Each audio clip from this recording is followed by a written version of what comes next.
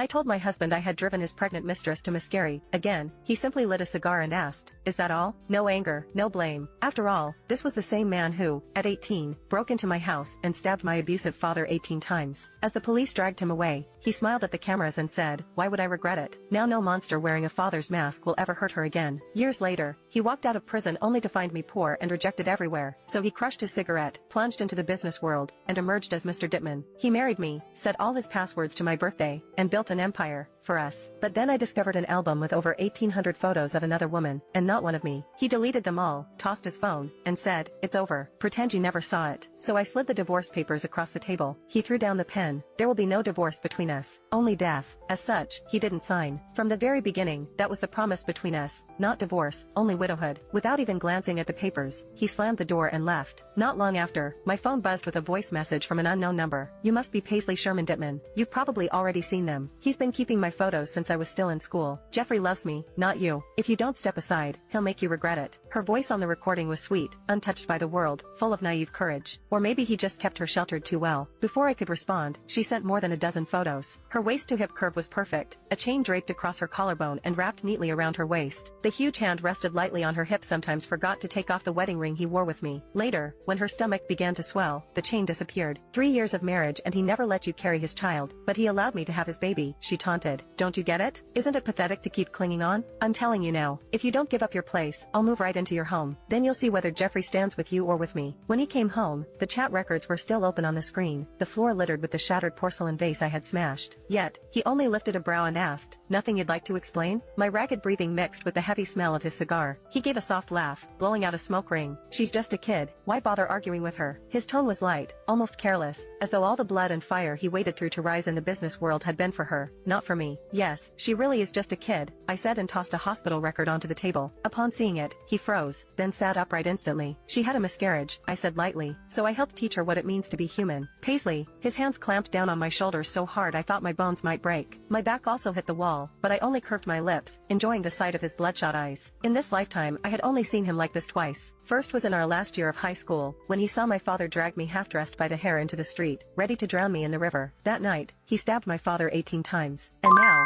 because this girl had lost his child, his grip tightened as he demanded an answer for my cruelty. "How rare," I whispered with a smile, "to finally see Mr. Dittman lose his composure." I laughed without a hint of remorse. "You're a woman yourself. How could you do something like that to her?" He shouted. "You said it yourself. There will be no divorce going on between us, only widowhood." I leaned in close and continued, "So, Mr. Dittman, if you won't kill me, then I'll have to kill the two of you." Just then, blood dripped onto the floor.